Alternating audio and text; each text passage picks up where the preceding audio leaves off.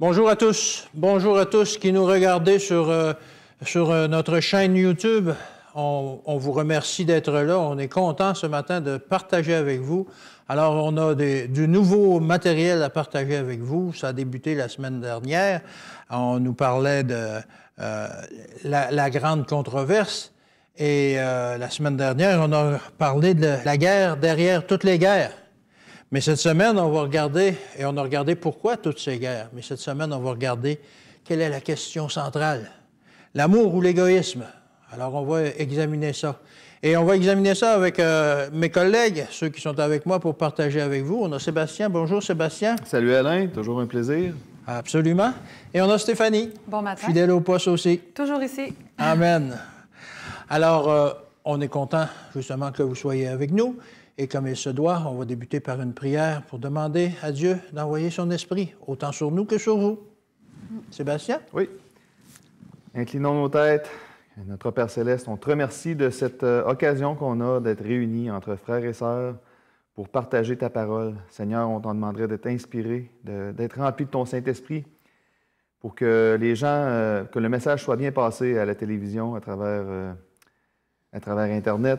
Seigneur, sois avec tous ces gens qui nous écoutent. Remplis-les eux aussi de ton Saint-Esprit pour qu'ils puissent bien comprendre ta parole pour ensuite la partager. C'est au nom de Jésus qu'on prie. Amen. Amen. Alors oui, on veut partager. On est en feu pour partager avec vous ce matin et on souhaite la même chose pour vous, que vous partagiez cette parole de salut. Oui. Alors, comme je l'ai dit, on parle cette semaine d'amour ou d'égoïsme. Alors, qu'est-ce qui mène le monde? Est-ce que c'est l'amour ou l'égoïsme? Bonne question. C'est une bonne question et c'est ce qu'on va essayer d'éclaircir aujourd'hui avec nos leçons. Et pour introduire, comme je le disais tout à l'heure, la semaine dernière, on a étudié l'origine du mal dans ce grand conflit qui règne aujourd'hui dans le ciel et sur la terre. Et cette semaine, on va se concentrer sur la façon dont le grand conflit s'est joué sur la terre, mais dans la vie du peuple de Dieu. Et principalement, on va regarder à l'époque de Jérusalem, où il est arrivé des événements spéciaux, et on va essayer d'examiner ça un peu. Maintenant, on sait que c'est nous, maintenant, les successeurs des Israélites. On est le nouvel Israël. Alors, ça nous concerne d'autant plus, cette situation-là, où on est impliqué. Alors, l'égoïsme ou l'amour, c'est ce qu'on va voir. Notre verset à mémoriser est un rappel un peu sur les leçons du dernier trimestre. Ça dit ceci, c'est dans Isaïe 41 au verset 10, et c'est aussi pertinent pour notre leçon, bien entendu. « Ne crains rien, car je suis avec toi. Ne promène pas des regards inquiets, car je suis ton Dieu, je te fortifie.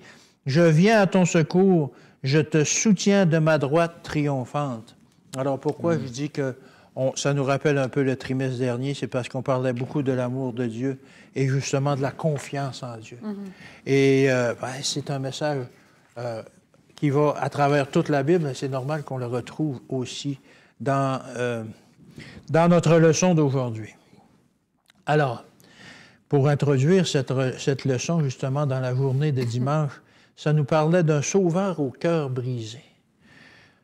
Ça fait drôle de dire ça, de dire ces mots-là. On dirait que ça ne va peut-être pas ensemble. Pourquoi le sauveur a le cœur brisé? Mais c'est justement le point principal. Pourquoi il est venu sur la terre? Parce qu'il a le cœur brisé. De voir tous ces gens qui se perdent, tous ces gens qui vont vers leur destruction. Et pour lui, c'est un non-sens. On dit qu'on a un Dieu jaloux, mais ce n'est pas le sens de jalousie comme on l'entend, c'est-à-dire jaloux, je veux tout avoir pour moi. Non, lui est jaloux parce qu'il voit son peuple se détruire, aller vers la mort éternelle. Et pour lui, c'est quelque chose d'impensable. Et il fait tout pour, justement, sauver ces gens-là. C'est comme un parent qui voit son enfant sombrer dans le gouffre de la drogue ou de la prostitution, ou peu importe. Et qui voit que, malgré tous les efforts qu'il fait pour le ramener, il n'y a pas moyen. Il n'y a pas moyen. Et ça va de plus en plus loin et ça ne s'arrête pas. Et justement, pour ramener ses enfants, Jésus est venu sur la terre. Jésus est venu sur la terre, mais malheureusement, il y a un verset qui nous dit dans Jean 1, verset 11, Jean 1, verset 11, ça dit ceci, on parle de la parole. « Elle est venue chez les siens, et les siens ne l'ont point reçue. » Alors, c'est comme si, si vous allez en visite, on va dire, chez tes parents, et puis, entrez, assis-toi, puis on ne fait plus attention à toi. Alors, tu es là, puis tu essaies de te rendre utile dans la maison, mais on ne fait pas attention à toi. On te considère comme moins que rien, et puis finalement, bon... Moi, j'aurais juste le goût de partir. Mais oui. Mais c'est pas ça que Jésus a fait. C'est pas ça que Jésus a fait. Jésus a été, à ce moment-là, un sauveur au cœur brisé. C'est de là que vient le titre de notre leçon. Et il est venu sur la terre pour ses enfants, pour appeler à la miséricorde, pour offrir la miséricorde, offrir son aide, comme tu vois dans la maison. Peux-tu vous aider? Peux-tu vous aider? Non.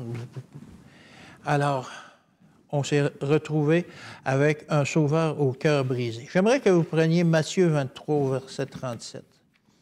Matthieu 23, au verset 37. Tu veux que je le lise? Oui. Jérusalem, Jérusalem, qui tue les prophètes et les lapides et qui lapide ceux qui te sont envoyés. Combien de fois ai-je voulu rassembler tes enfants comme une poule rassemble ses poussins sous ses ailes et vous ne l'avez pas voulu? Stéphanie, je te demanderais de prendre Jean 5, verset 40. Ça va être mon prochain verset. Mais dans ce verset-là, on voit vraiment comment Jésus avait à cœur Jérusalem. Comment Jésus...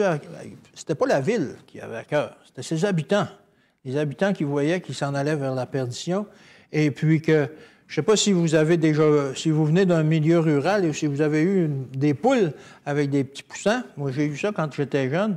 Et c'est drôle, vraiment, la poule, comment elle protège ses poussins, comment elle, aussitôt qu'il y a un danger, elle les appelle, elle les couvre de ses ailes, et c'est précieux pour elle, c'est précieux pour elle, elle va donner sa vie. J'ai déjà lu qu'il y avait eu un incendie un jour dans une grange, et quand ils ont retrouvé la poule, elle était encore au-dessus de ses poussins, et la poule était décédée, mais les poussins étaient encore tout vivants. T'imagines, c'est juste une poule. C'est juste une poule, qu'on dit une cervelle d'oiseau. Imagine Dieu. Imagine Dieu, justement. Et ça continue. Je te demanderai de lire, justement, Jean 5 au verset 40. « Et vous ne voulez même pas venir à moi pour avoir la vie. » Alors, c'est ça. Alors, Dieu les appelle, Jésus appelle les gens et il veut nous couvrir de sa grâce, il veut nous couvrir de ses ailes et vous ne voulez même pas venir à moi. On rejette ce qui est bon. C'est quoi notre problème? J'ai même pas de réponse, là. Non, parce que c'est un non-sens, effectivement. Non. Lorsque l'on comprend le salut, c'est un non-sens pour nous qu'il soit rejeté comme ça. Alors, pour imaginer pour Dieu, qui, face au péché, a trouvé une solution. Il dit, ça va coûter cher, mais je vais payer le prix. Oh. Je vais donner ma vie. Et il vient, et les gens le rejettent. Ils ne veulent pas de la solution. Les gens le rejettent. Alors, j'avais plein de matériel. C'est ça. Et puis, après ça, on voit que malgré tout, malgré son sacrifice, malgré l'amour qu'il a manifesté, est venue la destruction de Jérusalem à cause de son rejet, justement. Et que les gens n'ont pas voulu embarquer là-dedans et que ça a mené justement à la destruction de Jérusalem. L'histoire nous parle qu'il y aurait eu 1 million de morts à ce moment-là, dans cette conquête-là par les Romains. Et 100 000 personnes qui ont été faites prisonniers. Puis tu sais, Dieu, il ne voulait pas les détruire. Il ne disait pas, hey, si vous ne m'aimez pas, je vais vous détruire. C'est ça que le monde ne comprenne pas. Mais ils ont été détruits simplement parce qu'ils ont refusé d'être protégés par Dieu. Il ne faut pas oublier qu'il y a un lion qui rugit autour de ça. Oui. C'est pas Dieu qui voulait les détruire. Exactement. Il ne voulait pas sa protection. Exactement. Et il ne faut pas non plus se faire des illusions en disant que Dieu il va sauver tout le monde. Un jour, au cours de notre vie, comme un jour au cours de l'histoire de ce peuple-là, vient un temps où les décisions sont prises finales. Est-ce que j'ai choisi le salut ou j'ai choisi la perdition? Et à ce moment-là, Dieu ne peut plus rien pour nous. Et il doit laisser aller les choses. Puis ils ont eu plusieurs chances. Là. Et ils ont eu plusieurs chances. On dit Jérusalem, c'est pas la première chance qui ont été détruits. Non. Il y a eu plusieurs chances. C'est ça, c'est les versets qu'on a lus précédemment. Vous, Jérusalem, qui tue les prophètes. Alors, les gens qui sont venus vous avertir, vous les avez tués, vous êtes débarrassés. Et puis même, moi, j'arrive et puis je vais être crucifié. Alors, il était vraiment rendu à la limite et il a laissé aller le diable, justement, faire son œuvre parce que ces gens-là avaient choisi, à ce moment-là, la perdition. Alors, le Dieu aimant souhaitait préserver le plus grand nombre possible de son peuple. Et il y a des chrétiens qui ont été préservés providentiellement. Oui, mais dans tout ce que tu viens de dire, Alain, malgré tout ça, il y en a quand même qui ont accepté. Qui ont compris la parole. Qui ont compris la parole, puis qui sont allés jusqu'au bout. Puis on va le voir dans la leçon de lundi. Les chrétiens préservés de manière providentielle. Là, je me suis dit, providentielle, qu'est-ce que ça veut dire? Parce que je suis sûr là, qu'à la maison, il y en a quelques-uns qui sont comme moi, qui ne savent pas trop qu'est-ce que providentiel veut dire. Fait que je suis allé voir dans le dictionnaire. Et puis là, dans le dictionnaire, ça dit « qui est un effet heureux de la providence ». Bon, ça ne m'aide pas plus, une providence. Qu'est-ce que c'est la providence?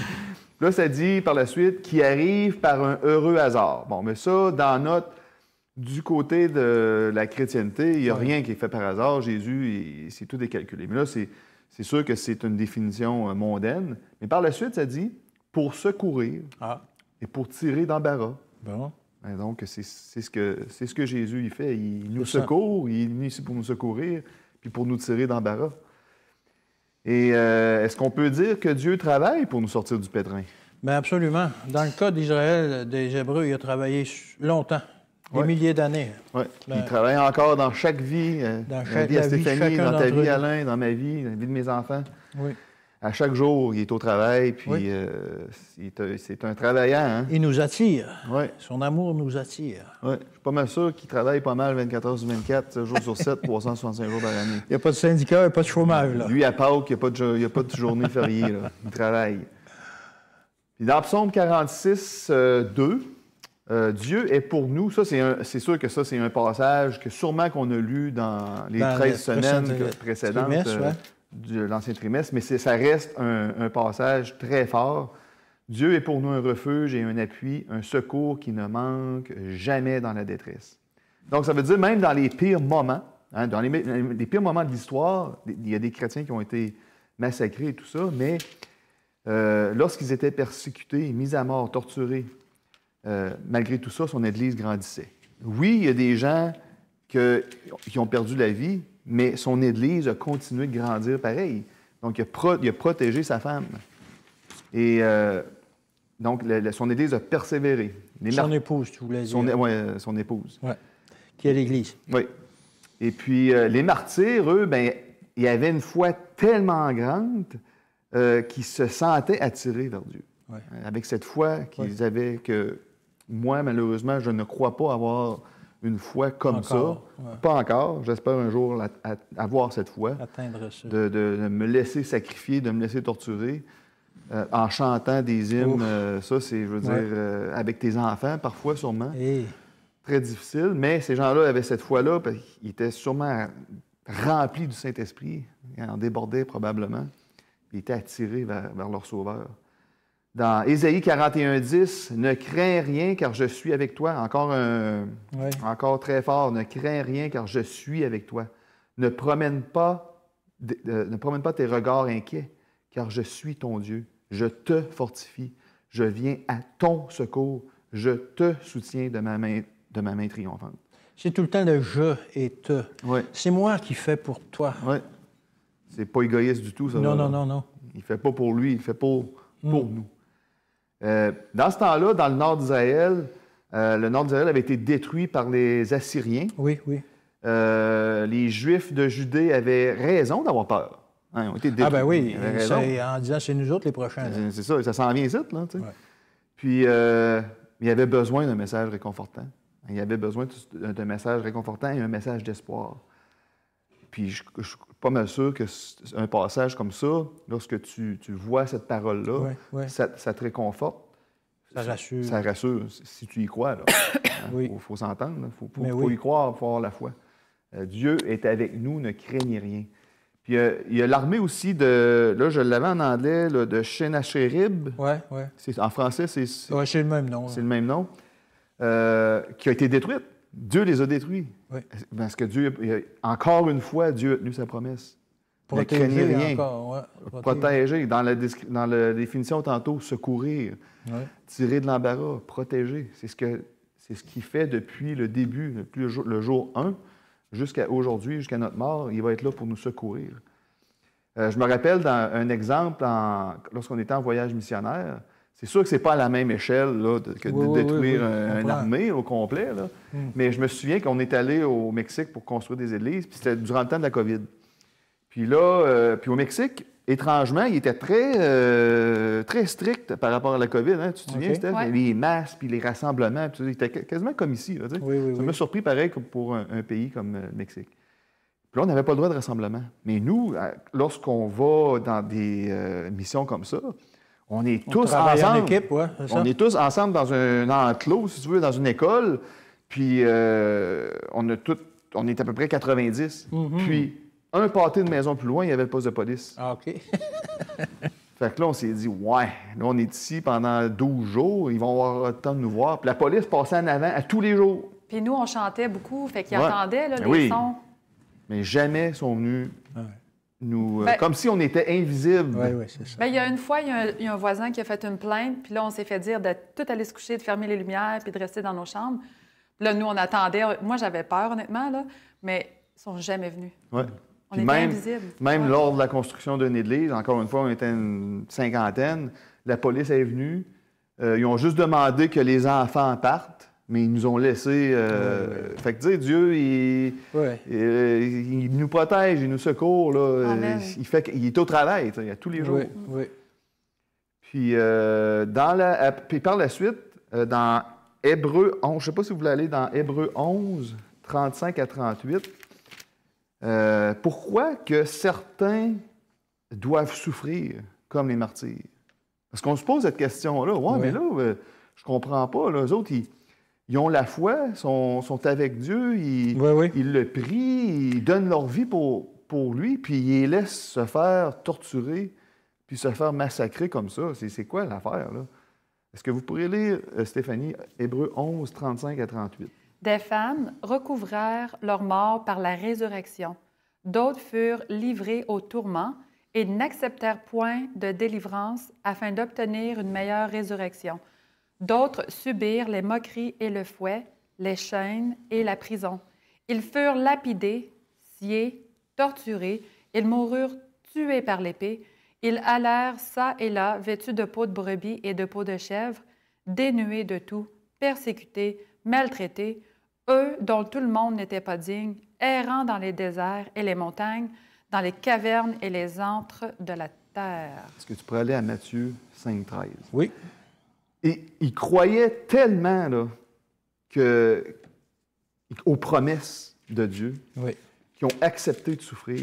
Ils ont fait, puis pour eux autres, ce sacrifice-là en valait la peine. La souffrance du présent allait servir pour le futur. Puis comme les disciples, c'est ça qui est arrivé aussi. Là. Ils ont vécu le même sort. Ils ont vécu le même sort. Là. Et c'est pas rien, là. Oui. Je ne sais pas si tu voudrais lire Matthieu 5, 13. Matthieu 5, 13. Vous êtes le sel de la terre, mais si le sel perd sa faveur, avec quoi la lui rendra-t-on? Il ne sert plus qu'à être jeté dehors et foulé aux pieds par les hommes. À l'époque, le sel servait à préserver la nourriture. Oui. Il n'y avait pas de frigidaire. C'est ça. Et si le sel est plus salé, avec quoi qu'on va le saler? Ça ne marche pas. Oui. Donc, les chrétiens étaient comme ça. Ils devenaient un agent de conservation. Ouais. Ils devenaient un agent qui allait préserver la parole de Dieu en répandant la bonne nouvelle. Le chrétien préserve et purifie le monde. Pour ce faire, il devait se mêler aux autres. Ça, il ne faut pas oublier. Parce que quand si tu ne te mêles pas aux nourriture... autres, si les martyrs auraient décidé d'aller se cacher puis d'avoir peur puis on va se faire massacrer, il n'aurait pas servi de témoignage. Si les disciples seraient restés dans la chambre haute, il n'y aurait pas eu ce réveil-là. Il n'y Donc, En acceptant ce rôle-là, ils ont servi de témoignage, puis aujourd'hui, on fait cette étude-là en ce moment parce que des gens comme ça, parce que les disciples qui ont donné leur vie. Ils ont donné leur vie. Ouais. Amen. Et tu nous as parlé de persécution et de fidélité dans la persécution. Eh oui, la persécution. On pense au mot persécution. Moi, on a des enfants, puis un de mes enfants me dit souvent « Comment que je vais faire pour passer à travers le moment de la persécution? » Puis on lui rappelle les promesses de Dieu qu'au moment que ça arrive, Dieu nous donne le courage suite à une étroite relation avec lui. Mais dans la leçon d'aujourd'hui, au lieu de détruire cette vermine qui pourchassait les criminels les plus répandus, quasiment là, les plus recherchés, au lieu de plus en entendre parler, la croissance se fait plus rapide que jamais. Oui. Dans le livre des Actes, dans le chapitre 2, au verset 41, ça nous dit que le nombre, il y en a eu 3000 de plus en une journée. Nous, ici, si on a un baptême par année, on dit « Alléluia, Amen ». Ouais. Et puis, si on va plus loin dans le chapitre, dans le chapitre 4 de Actes, au verset 4 et 3, ça mentionne qu'ils sont passés maintenant à 5000. Mais on oublie que le verset précédent, les disciples, ils furent arrêtés. Ils ont été emprisonnés, ils ont été jetés en prison. Mais au lieu d'avoir peur, voyons, c'est quoi le problème? Il y en a 2000 de plus. Comment ça se fait? 5000. C'était en plus des 3000. Fait que ça monte, ça monte et ça monte. Mais c'est quoi le problème? Pourquoi ils n'ont pas peur? Qu'est-ce qui se passe? Et puis là, au verset 31 du chapitre 4, ils persistent, ils continuent dans la prière malgré tout ça. Et ils deviennent remplis du Saint-Esprit. Le Saint-Esprit, c'est leur force. Puis au lieu de se cacher, ils profitent de chaque occasion pour partager, pour faire une étude biblique, pour témoigner. Parce qu'au chapitre 5, verset 42, ils continuent de parler de Jésus. À chaque jour, ils se rassemblent, ils enseignent, ils prêchent, ils remplissent dès lors la commission que Jésus leur avait donnée dans Matthieu au chapitre 28, d'aller et de faire des disciples de toutes les nations. Il n'y a pas aucune barrière qui peut les empêcher parce qu'ils sont remplis de la force, du courage, du Saint-Esprit. Et on ne peut pas arrêter Dieu. On croit que oui, mais on ne peut pas. Alors, mais c'est ça, comme tu l'as mentionné tout à l'heure, les personnes étaient sciées, les personnes étaient emprisonnées. Oui. Hey, ils marchaient au bûcher en chantant. Oui. Moi, le seul temps que je chante, c'est quand je remercie Dieu, il y a quelque chose de beau qui s'est passé. Mais là, tu marches à ta mort. Puis tu vas brûler. Oui. Puis tu as le temps... D'après moi, je n'ai jamais été brûlée là, à ce niveau-là, mais tu as le temps de souffrir un peu. Mais oui, mais c'est le but. C'est ça. Mais là, tu chantes des hymnes, puis tu loues Dieu, puis tu perds tes biens, tu es séparé de ta famille, tu es dans un harem, il y a des lions qui arrivent, ils te mangent vivant. Tu loues Dieu. Oui. Mais juste voir ça, c'est un témoignage incroyable. C'est du paranormal. C'est pour ça que ça n'a pas cessé la parole n'a pas cessé. Hein? C'est ça. C'était un encouragement, c'est mystérieux, ça pousse le monde. Ça n'a pas le choix de piquer ta curiosité. Là, et il y a un passage qui dit, je pense que c'est dans l'esprit de prophétie, le sang des martyrs devenait des semences. Bien, ça, c'est ma conclusion, Alain. Tu m'enlèves toujours les mots de la bouche. Bien, c'est ça, mais la liste, bien, justement, de la tragédie des siècles, on va y aller. Faites comme si vous n'aviez pas entendu. C'est ça, Alain, là. Au chapitre 2 de la tragédie des siècles, justement, on va y aller là-dedans. Ça nous dit que les paroles, ça nous dit que c'est avec des paroles de foi, de patience, d'espoir. Ils s'encouragent mutuellement à supporter les privations. Hey, lâche pas, Alain, t'es capable, allons-y. Ça vaut la peine. Mais pourquoi on y va pas? Ça va venir. Okay. Fais attention. Pasteur Scalier m'a déjà dit, fais attention à ce que tu dis. Puis peu de temps après, j'ai passé au fourneau. OK. Mais Dieu, il était avec moi dans la fournaise. Oui, oui. Il ne faut pas oublier ça. Ils s'encouragent mutuellement à passer, à supporter la privation, la détresse, puis il n'y a rien, absolument rien de ce monde qui peut les faire renier Jésus. Jésus, je l'ai mentionné tantôt, c'est la force. Alors Satan, il peut continuer de faire son grand manège du printemps, son grand manège de je ne sais pas quoi. Il n'arrivera jamais à nettoyer la terre des représentants, des ambassadeurs de Jésus-Christ. Puis il y a un chrétien, j'ai une citation ici, je n'ai pas le nom, mais c'est un chrétien qui a dit ça. « Vous pouvez nous tuer, vous pouvez nous torturer, tu peux me condamner. Votre injustice prouve que nous sommes innocents et votre cruauté ne sert à rien. Le sang des chrétiens est semence. » C'est ça. Comme des pissenlits, tu sais, t'enrêches une pissenlit, il y en a 3000 le lendemain. Hey! Amen! Amen. Ouais. Et puis, juste comme tu as mentionné tantôt, le premier jour, il y en avait 3000, après ça, il y en avait 5000, et il y a un verset qui dit, après ça, il y en avait une multitude. On ne pouvait même plus les compter. Wow. Alors, on attend ce grand réveil-là. Aujourd'hui, on appelle ça la pluie de l'arrière-saison, où le Saint-Esprit va se manifester de telle façon que ce message-là va être répandu à la grandeur. Et en attendant, il faut quand même travailler. Et qu'est-ce qui va faire que ça se répand aussi? La persécution. Ça va revenir, ça. Oui. Ça va ensemble. Mais Dieu nous promet la force. Amen. Puis l'avantage, le côté positif des réseaux sociaux, oui. Ça fait aussi répandre la parole plus que jamais partout dans le monde. On va dans des people, des fois, bien... Il y a un satellite sur une maison faite en pâle. Eux autres, ils ont accès pareil, même dans leur situation misérable qu'ils sont, ils ont quand même un accès à... C'est ça. Ouais. Ils n'ont rien, mais ils ont un téléphone cellulaire. Ouais. Alors, c'est répandu. Maintenant, ils ont accès partout à ce que l'on dit aujourd'hui, en Afrique ou n'importe où. Ouais. Et l'Église a hérité d'une nouvelle mission, prendre soin de la communauté. Est-ce qu'on peut dire que notre Église a vit l'Évangile?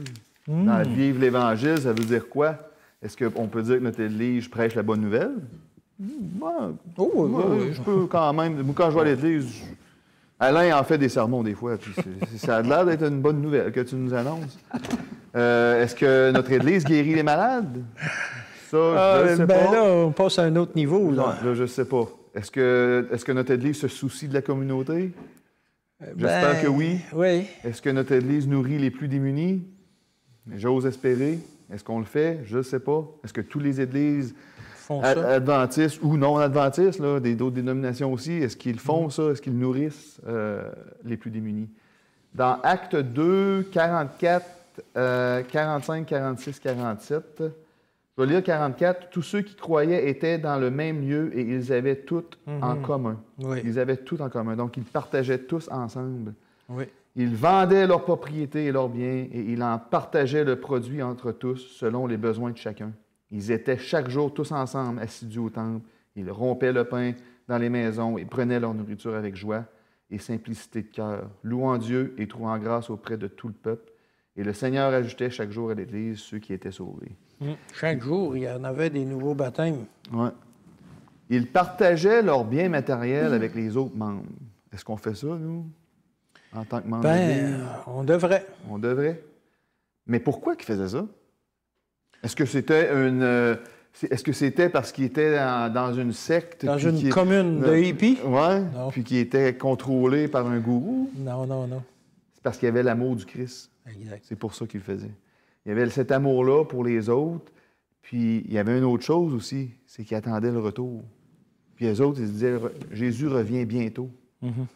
Faut qu'on annonce la bonne nouvelle, faut qu'on soit ensemble, faut qu'on se tienne ensemble. C'était pas un geste compulsif, mais plutôt basé sur la parole de Dieu. Dans Luc 12, 33, ça nous dit... attends un petit peu. Je pense pas que je l'aille... je sais pas si quelqu'un pourrait me trouver ça. On va essayer de trouver 12, ça rapidement. Vendez ce que vous possédez et donnez-le en aumône. Faites-vous des bourses qui ne s'usent point, un trésor inépuisable dans les cieux, où le voleur n'approche point et où la teigne ne détruit point. Est-ce qu'on croit à la Bible? À la parole? Oui. Fait que c'était pas un acte compulsif. C'était la parole de Dieu qui leur disait. Hein. C'est un acte naturel pour une société fondée non pas sur une loi centrée sur soi-même et compétitive, parce que là, hey, moi, je veux avoir plus comme on voit. Tu sais, on est compétitif aussi. Hey, moi, je veux avoir plus. Non, on met tout ensemble dans le même tas. Puis, ça devient comme une loi de sympathie et d'abandon de soi. Oui. Et ça, pour ça, comme on a dit tantôt, ça te prend l'amour du Christ dans ton cœur parce que c'est pas de notre nature de faire ça. Dans 1 Timothée 5,8, ça, c'est un verset qui fait peur un petit peu, là, si tu... Je vais le lire. Si quelqu'un n'a pas soin des siens, et principalement de ceux de sa famille, il a renié la foi et il est pire qu'un infidèle. Donc, c'est un petit peu... c'est un devoir. Oui, c'est un devoir. C'est un devoir de prendre soin de nos proches, de notre famille. C'est de l'abandon de soi. C'est ça que c'est. Oui. Ce que Jésus a fait quand il est venu sur la terre. Il a abandonné son royaume. Oui. Il a abandonné ce qu'il y avait de plus beau pour venir être un servant. Acte 3,6. Alors Pierre lui dit, « Je n'ai pas d'argent ni or, mais ce que j'ai, je te le donne au nom de Jésus-Christ de Nazareth. Lève-toi et marche. » Et le prenant par la main droite, il le fit lever. Au même instant, ses pieds et ses chevilles devinrent fermes. D'un saut, il fut debout et il se mit à marcher. Il entre avec eux dans le temple, marchant, sautant et louant Dieu. Il saute. Wow! Oui, je le vois gambader. Là, là, tu mets tes pieds comme ça quand tu sautes, là, tout content. Ce passage-là... Ce passage-là me fait penser, quand on est en mission, souvent, les gens de la place ne savent pas qui on est, puis ils pensent qu'on est des banques à pitons sur deux pattes. Demandez, vous recevrez. Donne-moi 1 million, puis je te le donne. Mais ça ne marche pas de même. Je ne suis pas une banque. Mais souvent, qu'est-ce que moi, je répondais à ces gens-là qu'on va aider? J'ai pas d'argent ni d'or. Je leur disais, j'ai pas d'argent ni d'or à donner, mais qu'est-ce que je te donne? Je te le donne au nom de Jésus. Je t'apporte la bonne nouvelle en Jésus-Christ. Je te partage... Le salut. Le salut, qu'est-ce qui t'attend, qu'est-ce qui se passe. Puis les gens, il y en a qui l'acceptaient, mais il y en a d'autres qui voulaient juste de l'or et de l'argent. Mais c'est... C'est spécial. Ça n'a pas de prix, Jésus. Oui, c'est ça. Oui, puis dans cette... dans qu'est-ce qui se passe ici, là, dans Acte 3, il ne faut pas oublier que tout le monde, verset 3-9, tout le monde le vit marchant et louant Dieu. Donc, c'est un témoignage. C'est un témoignage aussi, là. Okay? Lui, il était... On le reconnaît, celui-là, là, il était... Oui. Fait que là, lui, son cœur est changé. Oui. Naturellement, il est guéri. Fait que ça, c'est le fun, hein? C'est un petit bonus. Oui. Puis en plus, il y a sûrement plein de gens alentour qu'aujourd'hui, pas aujourd'hui, mais lorsque Dieu va revenir, ils vont être au ciel parce qu'ils ont vu ce qui s'est passé là. Donc aujourd'hui, lorsqu'on fait des actes comme ça, de bénévolence ou peu importe, on aide une personne, ça nous transforme, nous, puis il y a des gens alentour... C'est un témoignage. C'est un témoignage. Oui. Parce qu'à ce moment-là, c'est sûr que Pierre avait peut-être pas d'argent, il avait peut-être pas d'or, mais c'est sûr que peut-être qu'il n'avait pas sur eux autres. Mais il y en avait, il y avait cette capacité, cette foi-là. Parce que je me souviens, monsieur, j'ai déjà dit, peut-être que nous autres aussi, on serait capable de guérir. Mais moi, j'ai des nouvelles pour vous autres puis pour les gens qui nous écoutent.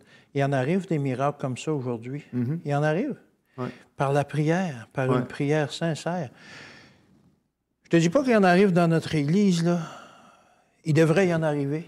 Mais j'ai lu beaucoup de témoignages, des morts ressuscités et puis des personnes guéries, justement, miraculeusement. Alors, il en arrive encore aujourd'hui. Le Saint-Esprit est encore au travail. Oui. C'est peut-être pas démontré comme, tu sais, sur le coup comme ça, mais ça se fait par la prière. Tu as raison, Alain. C'est sûr que l'Église aujourd'hui en fait quand même beaucoup. Là. On ne veut pas dénigrer ce que l'Église a fait ou elle ne fait pas. Là, parce que moi, je sais que notre Église adventiste du 7e jour, a des hôpitaux un peu partout dans le monde. Ils sont beaucoup impliqués, justement, dans le soin des... On a ADRA qui va partout dans le monde. On a des missionnaires à travers le monde. Des écoles. Des écoles. Des écoles aussi. Donc, notre Église est vraiment dédiée. Est-ce qu'elle pourrait en faire plus? Absolument. C'est sûr. Par contre, il ne faut pas juste rejeter le blâme sur l'Église. Il faut rejeter le blâme aussi sur les membres. Sur les membres. Qui devraient en donner plus pour que l'Église puisse en faire plus. L'Église, c'est les membres. Exactement. Ou les membres en faire plus eux-mêmes. Oui. Comme vous faites un peu. En étant missionnaire, c'est un ministère personnel que vous faites. Et puis, Fait que arrêtons de passer le flambeau puis le blâme à l'autre. C'est à nous tous, chaque membre, Hein, on est le bras, on est la main, on est le pied. Donc, c'est à nous de... Aussitôt qu'on devient croyant, aussitôt qu'on accepte Jésus, on s'engage dans la mission. Dans cette mission-là. Ouais. Puis tout ça est réalisable seulement par le Saint-Esprit. Par le Saint-Esprit, par la prière. Donc, priez pour le Saint-Esprit. Et avec tout ça, toute cette leçon-là qu'on vient, c'est que on se rend compte qu'on a eu un héritage d'amour. Tout à fait. La leçon d'aujourd'hui nous apportait à lire Jean 13, verset 35. J'aimerais qu'on le lise, s'il vous plaît. Jean 13, 35, qui va comme suit. « À ceux-ci, tous connaîtront que vous êtes mes disciples si vous avez de l'amour les uns pour les autres. » Oui. C'est quoi? Donc, la question, c'est à quoi? C'est quoi un vrai chrétien? Ça ressemble à quoi? À ceci. C'est-tu à être végétarien? C'est-tu à mettre un habit, mettre une jupe? Manger du tofu, des brocolis. Je suis chrétienne. Chanter Kumbaya. À ne pas boire d'alcool. Est-ce que c'est vraiment ça? Est-ce que c'est avoir tout le monde avec nous, d'être unis, de ne pas avoir d'ennemis, d'être populaire, d'être en paix avec tout le monde, aller à l'église, aider les causes X, Y, Z, partir en mission? C'est ça, un vrai chrétien? En partie. En partie, ça fait partie de l'équation, là, mais il y a plus que ça. Puis je vais vous dire, c'est quoi la base à ceci? C'est quoi le ceci? Qu'est-ce que ça représente à ceci? Le service. Et c'est quoi la base du service? Je vais vous donner un indice. Le cœur, l'amour. C'est l'amour. À ceci. Juste le verset précédent, qu'on aurait pu lire aussi, ça dit ceci au verset 34. « Je vous donne un commandement nouveau. Aimez-vous les uns les autres comme je vous ai aimé. Vous aussi, aimez-vous les uns les autres. » C'est ça. Alors, c'est de l'amour en action. C'est une chose, parler. Tout le monde peut parler. Mais mets tes paroles dans tes gestes. Est-ce que Jésus faisait juste prêcher? Ben non. Non. Jésus marchait. Jésus guérissait. Oui. Jésus était en action. Jésus faisait des miracles. Jésus donnait. Jésus faisait tout, mais oui, il faisait des prédications, mais il était plus souvent en train de... Servir. De servir, exactement. Alors, si vous avez de l'amour les uns pour les autres, comme tu as dit au verset précédent, si vous avez de l'amour les uns pour les autres, ici, c'est pas une question d'avoir de l'amour. Hey, là, je suis contente. Un sentiment. Oui, je suis contente un matin. sentiment, ouais, c'est ça. 5 minutes. Ou avec un certain groupe. Mais c'est de continuer d'avoir de l'amour, même quand ils t'énervent, même quand ils te font de la peine, même quand ils sont... De continuer dans l'amour, de continuer. Puis ça résume les 6 derniers commandements du Décalogue. Du Décalogue. Exactement. Alors, ça a de l'importance. Alain, est-ce que tu pourrais nous lire 1 Jean 4, 21, s'il vous plaît? 1 Jean 4, 21. 21.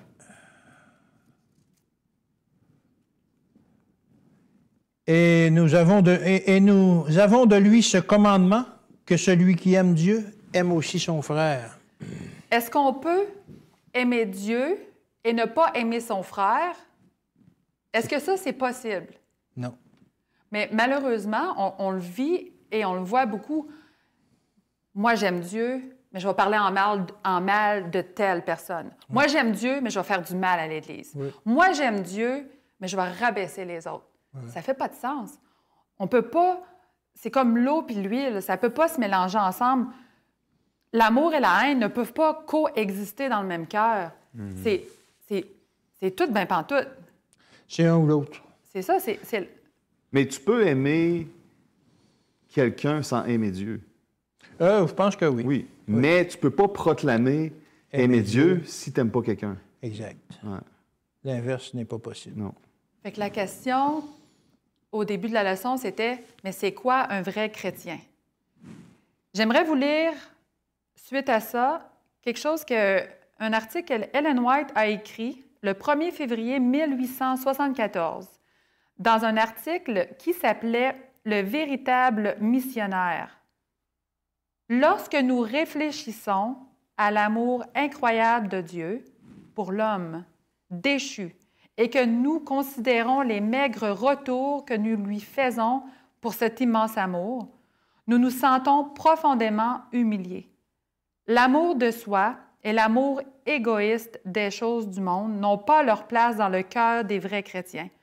Être chrétien, c'est être semblable à Christ, coopérer avec lui, travailler avec Christ, avec Jésus, travailler comme il a travaillé, une vie de renoncement, une vie de sacrifice pour le bien des autres, car tu aimes Dieu parce qu'il t'a aimé en premier. Oui.